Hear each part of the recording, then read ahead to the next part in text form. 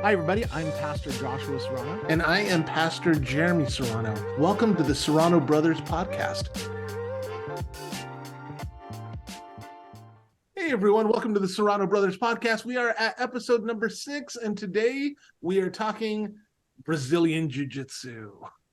Let's do this. I mean, I think it's interesting for us to be talking about Brazilian Jiu Jitsu because we are two pastors who do martial arts. I mean, that's interesting to me. Turns out there are other pastors and priests and stuff who do martial arts too, but we want to start talking about our journey in martial arts, how we got started. Yeah. Do you remember your first day as a kid going into Cepeda Brothers Martial Arts in La Mesa? Yeah, they are a Kempo school, right? And I do remember. We were wearing regular clothes, and Dad, he just put us in the class, and we were there, and they were doing like a horse. I remember doing a horse stance for the first time, and doing inward block and lockout punches. And do you remember? Is that what you remember? I do. And I remember it being really hard because we hadn't done anything like it before, but it was kind of fun. Mm-hmm. Yeah, that school was really interesting because they put a high value on discipline, right? Bowing and showing respect and loud kiais and for people who don't know what Kempo is, it's a form of karate, and so there's a lots of kicking and punching, kind of the typical stuff that you would see with karate. I think Kempo, I mean, now having, being 42 years old, knowing the martial arts world and what differentiates martial arts from each other, I think Kempo is really slappy. Like they really put a value on those, kind of slapping moves, right? Yeah, no, I totally agree with you. I yeah, so it's yeah, Kempo is definitely a slappy martial art. That's not to mean it's bad in any way, but that's just kind of like Taekwondo is about kicks, so just different kinds of martial arts have different flavors, right? Right. One of the things I did value about doing Kempo is when it came to sparring, we did full contact sparring. We punched to the face. We kicked to the, more times than I can count. Right. And by the way, just as a side note, I think it's a value. Everybody should be hit in the face at least once in their life. You know what I mean? Absolutely. Yeah. Because I think people would talk a lot less smack online or to each other in person if they actually knew what it felt like to be punched in the face. Yeah. I don't think you're advocating for violence right now, but what I think you're trying to say is that a lot of people write checks with their mouth that their bodies can't cash. That's for sure. And we just live in a society nowadays where people think freedom of speech means freedom from consequences. And that's not to say that people should go around hitting other people. They shouldn't. But 150 years ago when dueling was a thing, people showed a little more courtesy to each other because they knew they would have to back up actions with their mouths or with their bodies from what they said. And I know how to kick. I know how to punch. I've been punched. I've been kicked, and I don't want to fight. I don't want to get into any kind of fights with people. That's not what I'm saying at all. What I'm saying is that we need more courtesy because violence is a real thing in the world. No, I think you're right about that. And the people who are quick to move to violent actions probably are the people who are least trained in it. Right. because they don't really know the consequences of punching somebody in the face. You could punch somebody in the face, they could go down and hit their head on a curb, and then that's it. You got manslaughter on you, like um anything can happen in a violent situation that could just go, it could turn on a dime. And so this is not at all advocating for violence.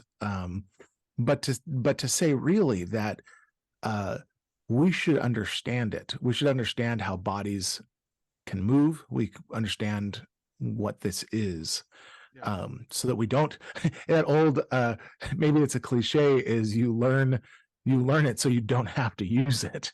um Right. There's all kinds of like I'd rather be a what is it a warrior in a garden than a gardener in a war, right? Like right, there's all right. those kind of like sayings and stuff like that. But I think there's ultimately some real truth to those sayings, right? Like I feel like because I've done martial arts my whole life, I know when something is just scary and when something is really dangerous. Yeah, that's a good point. And when That's a good things point. get really dangerous, I run. I grab Yeah, get out of there. I get the people I'm with and I go because I don't want to be in a dangerous situation. Right, right. So we did Kempo starting off, right? We did um Tempo. and then Do for you me, still kind remember of, some of the forms? Do you still? oh I oh yeah, I could probably do up until like long form 3 still, just out of memory. Yeah, I don't think I could. um I think I could do the first two, maybe the second one. what belt did you make it to in Kempo? I think a blue Yeah, I made it to green belt, and I was like really close to brown. um before you going started doing going for Brazilian brown. Jiu-Jitsu. What was that? Before you started doing Brazilian Jiu-Jitsu. No, that was so I did Kempo up until like 19 or 20. And then remember I started getting involved in boxing and kickboxing. Oh, that's right. That's right. Yeah. And so at the same time I was doing Kempo, um I started doing boxing and kickboxing, and I was actually like teaching cardio kickboxing classes for like exercise at the gym. Oh, I Um forgot you did that. and then I even did a smoker. A smoker is a fight where your gyms get together with local gyms and they hold matches against each other. And it just so happened that I fought somebody on the Marine kickboxing team, and he was bigger than me. Can I And tell you what I remember of that? no, go ahead. So I remember it was so much fun watching, and I remember in the first round you doing really well, and thinking, oh, hey man, Josh actually is doing okay here. Like the guy was ducking and weaving, and I was like, okay, he may make it through this whole thing. And then I remember in the second round you eating a lot of punches and and going and as a part of the second round, I remember I had to kind of hold mom back because mom was on the ring, like at the ringside, hitting the ring. Fight back, Josh! Fight back! Do you remember any of that? So I do. I remember the first round going okay. Like I was hitting the guy, and he was just possuming me. I mean, that's what was happening, right? Right. So, and then the second round, um, he just started throwing his hands more. And by the end of the round, I just remember being in the corner, just with my hands up, you know, and and then them calling time. I do remember hearing mom saying, "Fight," but like I just couldn't move. Like I'd been hit a lot in the face, and when we get to the corner, my instructor, Richard Scott, he's looking at me, he goes, "Hey Josh, say the number 1 for me right now." And I'm just looking at him, he goes, "Hey, say the number 2." And then he starts taking off my gloves. He goes, "You had a good fight, son," you know. And I'm looking at my gloves going, what's happening? Why is he taking off my gloves? I have another round still to do, you know? So it was the right call on my coach's part. Yeah. And Yeah, but and when the guy, when I said that you ate a lot of punches, the guy, it wasn't like a boxing match that you like see on TV where they're like swinging away at each other. I just remember him just like throwing lots of punches, and you just yeah, eating them. yeah, that and that's exactly what happened. You know, I don't even think he was punching me super knockout hard. He was just throwing his hands out, and I was eating them. You know, Right.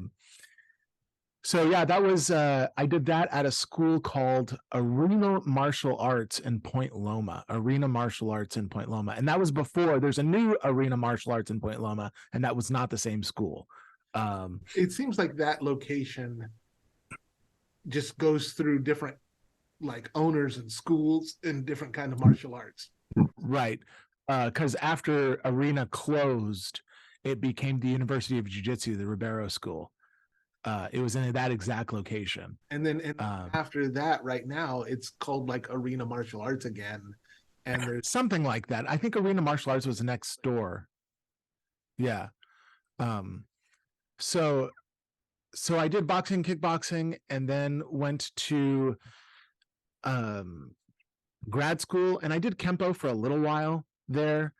But I was just realizing that kempo wasn't for me anymore. And um, that's when I kind of stopped doing martial arts. But back when we lived in San Diego, I did volunteer work at a youth center, and I did it with a guy named Greg McIntyre. And he would talk to me about jujitsu all the time. He's a black belt in jiu-jitsu. He did some MMA fights. He's an MMA fighter, and so he would just talk to me about jiu-jitsu, and he would talk to me about MMA and he, actually eating right, and it was really cool. I think for a good solid year, him and I volunteered at the same time at the school. And so he talked to me about jiu-jitsu, and right before I moved up to Pasadena, I did like one jujitsu class. It was a no-gi jujitsu class, and I was like, "Oh, this is cool." So I always had it in my head, and so right before moving out to,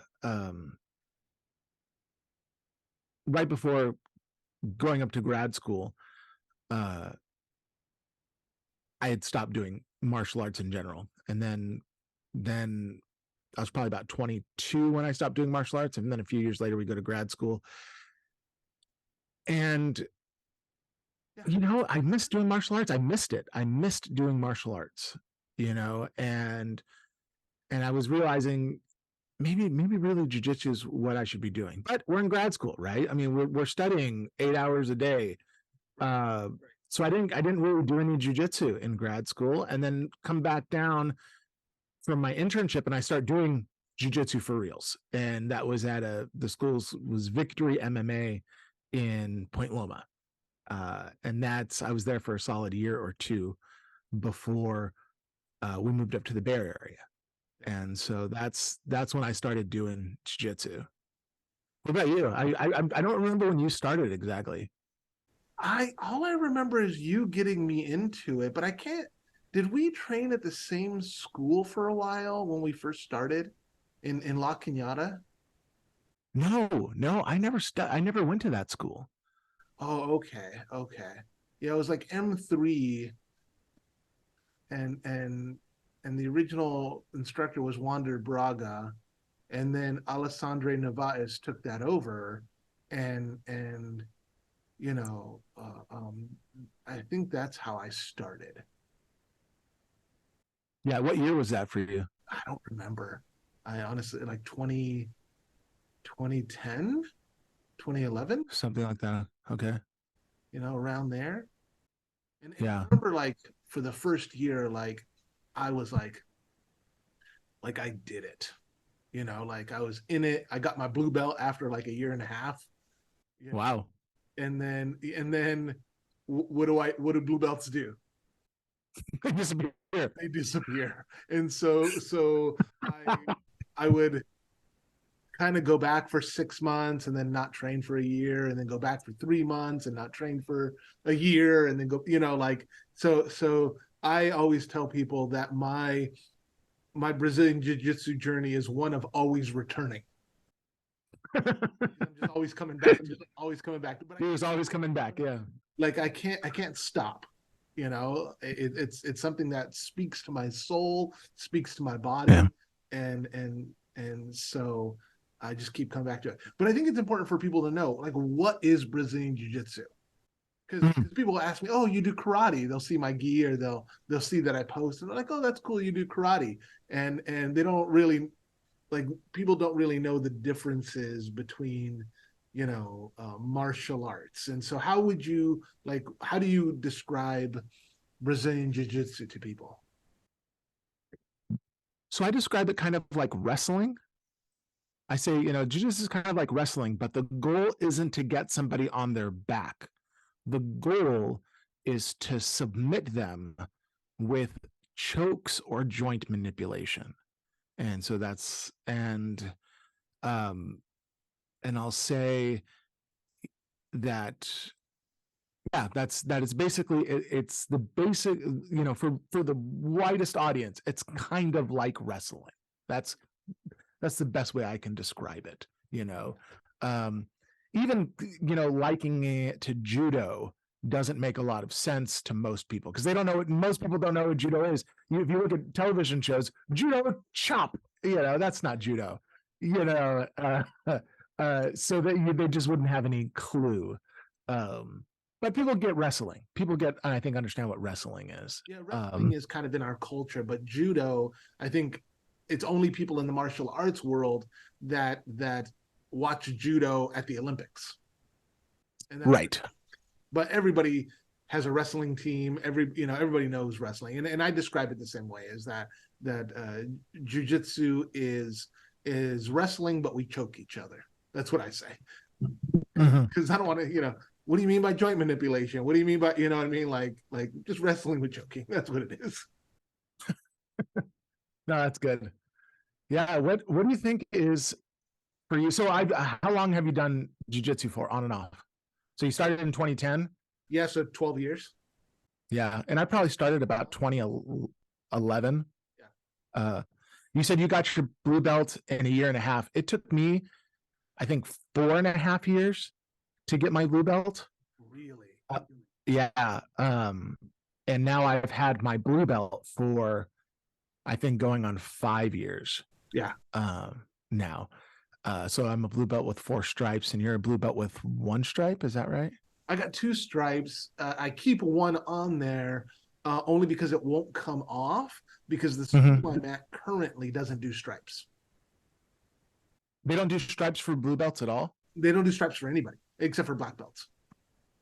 Oh, interesting. Yeah, yeah. So they don't put any kind of stripes on. And once I mean, when I first started this school, they're like, "Oh, who gave you the stripes?" And I was like, "Oh, I used to train, back there." And and they're like, "Oh yeah, this school doesn't do stripes." And so I was like, "Oh, okay." So I took one off that I could take off, and then the other one was kind of so deeply embedded in the belt that I have to, like, use a knife to get it off. So I just leave it on. Right on. Right on. That's interesting. I haven't heard of schools doing no stripes on any Yeah, belt level. I That's haven't heard of interesting. there. That's cool. That's cool. Where are you training now? I train at Saber Jiu Jitsu under Bryant, and I don't know how to say his last name. Do you know how to say his last name? Pangilian? Yeah, something like that. Yeah. We call him Coach Bryant. But it's a really, really good school. Yeah. I'm When I found it and I first walked into the school, it felt like going home. Mm, People were. It's always nerve wracking walking in to the gym, and it's especially nerve wracking when you're coming back again. And I'd come back again a lot, right? And right. and the people were just so encouraging. Come up, and the black belt came up to me and he goes, "Hey man, where are you coming from?" Ask me questions. He goes, "How long since you've trained?" I was been, "Oh, it's probably like, before the pandemic." And he was like, "Go easy on yourself." He goes, "Do what you can. Nice. Do what you can. Um, um, Push yourself, but go easy on yourself." And I was like, thank you for giving me permission. And I didn't finish the warm-ups that day. I didn't, like I wasn't able to do everything. And then after class, he was like, "Hey, I really saw you pushing yourself. I saw you couldn't do everything, but I saw you pushing yourself. See you next week." Yeah, nice. And I was like, Nice. "Whoa, man!" Like encouraging, affirming, um, friendly, but working hard. Like Yeah. there are some serious competitors at this gym, Yeah. and I thought, oh, this is exactly how the culture of a school should be, and that starts at the very top. Bryant Agreed. is like you know constantly, and it's a very jokey gym. Like people joke with each other, and one of my favorite things about it is we have a strict no coaching policy. So if you are rolling, only instructors can coach. Mm. Does that make sense, right? Yeah. So the way that we kind of deal with that, and when people want to like encourage and talk and stuff, and so if somebody if a match is going on, people will yell like, "Hey Josh, do that one move, do that one move," like that's their coaching, which isn't any, you know what I mean, like It's no help at all. zero help at all, right? That's funny. And That's funny. I remember last week or the week before, I was rolling with a guy. The guy got on top, and he didn't see that he could easily get me in the bow and arrow, and so Brian starts coaching him, and I was like, no coaching, no coaching to the head. This is the owner of the gym, right? He can coach, right? That's the rule. He can. He's the coach, right? And he was like, I do what I want. It's my gym. I mean, it's just a great atmosphere. Just a great atmosphere. You know. Yeah, when I moved here to San Mateo, or I'm in San Carlos, but I did like the Google research of all the schools near here, and I was like, okay, I'm gonna go visit all these different schools and really try to find my home. And when I walked into my school and I went for the first time, I went, oh, this is it. Like, there's nowhere else to go. I felt immediately at home. People were nice. People were encouraging. Um, and it just had a real kind of like family atmosphere to it. There's a lot of kids class that takes place. There's a lot of black belts, a lot of hard competitors, but it's a real good atmosphere. The people who tend to be the people there who are like, they come to the first couple classes thinking they're gonna big egos, they want to hurt people, they want to like really do it. They tend to weed themselves out Yeah. fairly quickly because our school just doesn't deal with that. So it's not the culture of our gym. The culture of our gym seems to be really family oriented. Yeah. And there's some really great competitors at our school, really good people, and I think the culture says a lot. I think that keeps me staying. I mean, I love jujitsu in general, but the culture I think makes all the difference in the world. I'll Because give if you have somebody, Josh. go ahead. Last night, I it's been a long week, right? So we're filming this on and recording this on Saturday, and so last night on Friday night, I go into the bedroom and I lay down. It's been a long week, and I know class is coming at 6 o'clock. It's 5 o'clock, and I'm like, I'm not gonna go. I'm just not gonna go because I'm gonna have to warm up, and I probably won't finish because I'm just not feeling it, and I'm gonna have to work with somebody, and I'm just not good enough. Like that self talk just starts, right? And two things work in my benefit. One is I have a wife who is really encouraging.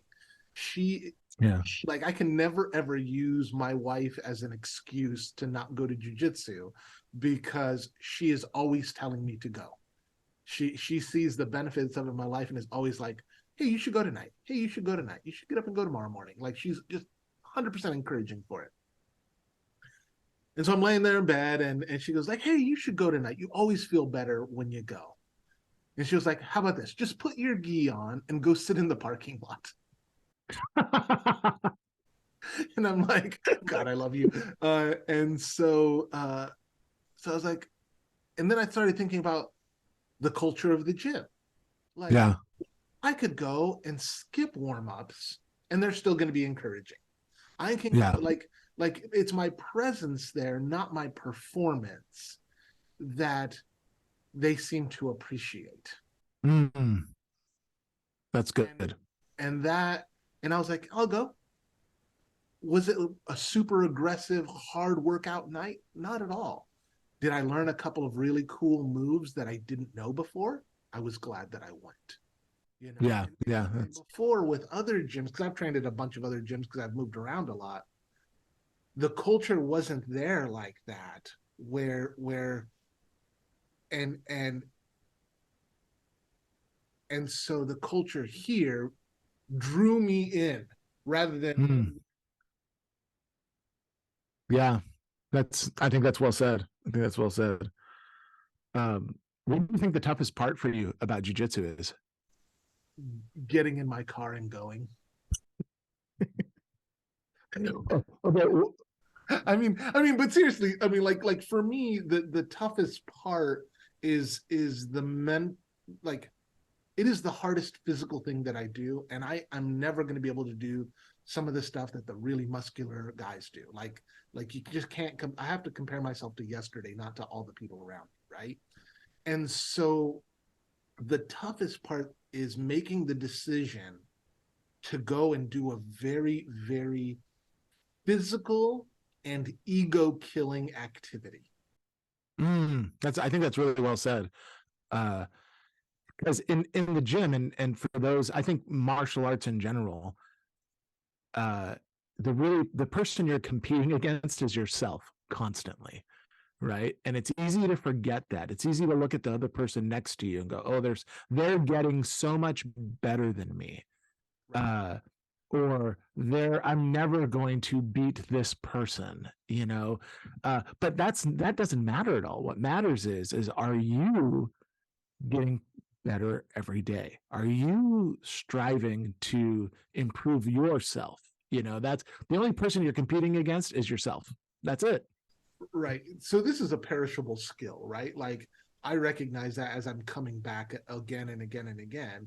And so I've learned to recognize um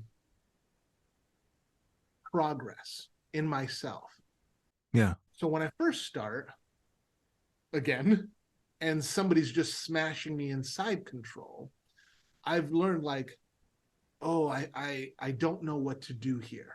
I've forgotten what to do. I used to be able to know what to do, but right now, I've forgotten.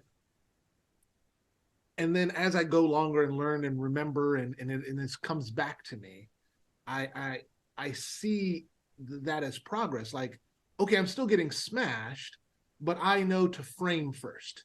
I know to push away and get my knee in. I know to block for the choke. And so I see each one of those steps, even though I'm still getting smashed, as progress.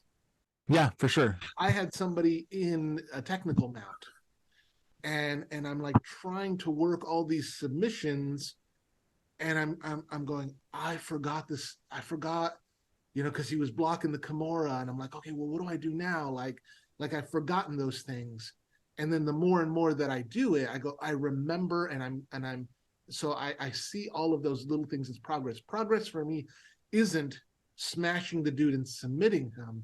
It's remembering and learning more. Yeah, that's good. I like that. Yeah. Oh, if there's one thing, For you, oh, right. Well, right now, what I'm really working on is not um is flowing when I roll with people a little bit more. So sometimes we can get too attached to a position or a submission, Like we see, we're trying to go for an Americana, and it's just not happening. It's not happening. But we can be setting up, an Americana to maybe an armbar, or maybe to try to get a reaction out of the person to switch up the submissions. And that's kind of what I'm working on right now is that flow, so that I'm not just staying mentally attached to one position. That's really how I'm measuring progress right now. So like when I go to the gym, I'm like, okay, remember to flow. Don't just stay attached to a move, that kind of thing. And to be looking for other things, looking for other submissions while I'm trying to do one submission, to really try that, it's really the chess game portion that I'm working on. So, and just in general, like I'm trying to be better at like guard and side control escapes. I feel like if I could have a good guard and good side control escapes, like my jiu-jitsu would be much better. Right. I feel like I'm pretty good on top because I'm big. I'm a big guy. Like, so it's easy to smash people. It's easy to, I can keep the position if I'm on top most of the time. A lot of the time it's, but once I get on my back, I have issues. And so that's really where I want my game to improve, is to feel more comfortable doing that. A couple of years ago, I did a jiu-jitsu tournament in 2019. And one of the most frustrating things happened is I didn't really work takedowns. I didn't really work my stand-up game. And so we just both were there, and it felt like we were pushing each other away the whole time. And that bothered me so much because I felt so foolish, going, why can't something happen here, right? And since I'm in a really big division, like I'm the ultra heavyweight division, you don't want to be on the bottom. So nobody's going to try to really pull guard, because the person who lands on top usually is the person who wins. Right. So I started working on my stand-up game. And now I feel comfortable standing up with people. I feel like I'm not great at it, but at least I know when I'm in danger and when I'm not in danger, so I think that's been an improvement for me in the last few years. Have you competed before? I'm trying to remember. Yeah, I've done 2 competitions. I did one down in LA. When I first got my blue belt, and I felt like I lost, but I felt like I did well for just beginning to compete, and I was pretty happy. Like the thing I remember most about the competition is I was able to do an arm drag to a body lock on the guy, and then I took him down, but he ended up on top. So I remember that. And then the last competition I did was kind of an in-house. It was at the UFC gym, and all the UFC gyms come and compete, and I froze. And the guy took me down and bow and arrow choked me like in one move, but I want to compete again. Yeah. What about you? Masters this year? Going to Masters? Yeah. Yeah. There's one in January in Stockton. Yeah, I'm trying to drop a weight class right now. Yeah. I'm really trying to get from ultra heavy to just heavy. Just heavy. Basically 208 to 223 is what I'm trying to get to. Because I realize that people in the ultra heavy class, like, since I'm already on the cusp of that, like, I fought in a tournament this summer, and the guy that I went up against, he was 6'3", I think, and 300 pounds. And so the guy had like 60 pounds on me. And for that, his takedown, he basically spun you like a helicopter. Yeah, that's exactly how he took me down. He was, the grip fighting, I was really proud of my grip fighting. I was really proud of the way I was standing up, and and I even attempted a collar drag on him. But I'll never forget. Like I got in the collar drag position, I went down, and like my butt almost hit the floor, and he did not move. And so I pulled myself up back to standing position on his collar. Like that's how big the dude is. The dude was, and I was like, oh man, this is gonna be rough. And then he basically helicoptered me on the floor.